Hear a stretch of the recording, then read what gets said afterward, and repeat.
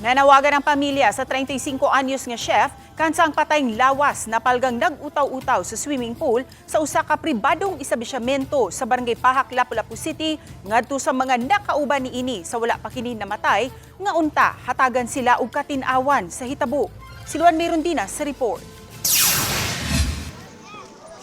Natumod na sa katapusang pahulayan kagahapong adlaw ang 35 anyos nga si Joseph Discartin apan di pahingpit nga madawat sa pamilya nga lumos ang hinungdan sa kamatayon niini kay may tulo ka tiilang ang giladmon sa swimming pool di inabangalan si Joseph nga wa nay kinabuhi niadtong March 2 sa buntag. Ang nahibaw-an lang sa pamilya, base sa investigasyon sa Lapu-Lapu City Police, nga nag-inom daplin sa karsada si Joseph, uban ang iya mga higala o giimbitar kini sa manager sa restaurant nga iyang gitrabahuan, nga adto sila magtiwas og inom sa usa ka pribadong establishmento sa barangay Pahak.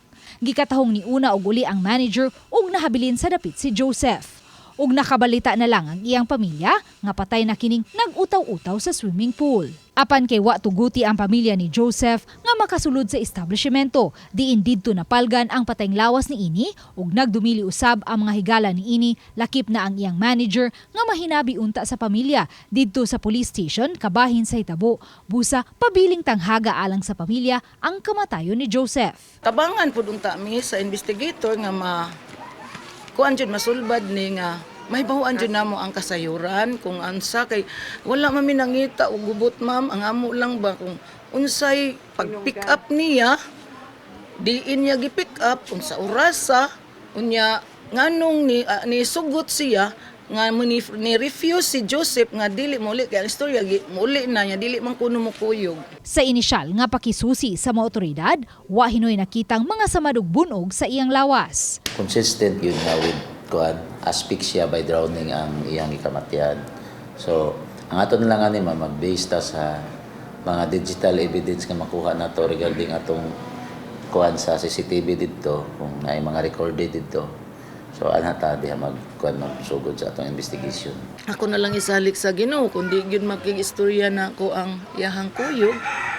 Kay kitang tanan lumalabay lang ta dres kalibutan. Ang atong kinabuhi dili na to hawak, dili ta hangtod-hangtod magpabilis kalibutan. So kung dili lang gyud sila mo atubang, ako na lang gisalig sa Ginoo nga ang Ginoo lagi may baw kay kitang tanan magtutuan man ang desisyon sa ibabaw. Mo na nga isalig na lang gid nako sa Ginoo nga ang katuntang kuyog niya makonsensya ba. Uban ni Godfrey Rillian, Luan Merondina, Balitang Misda.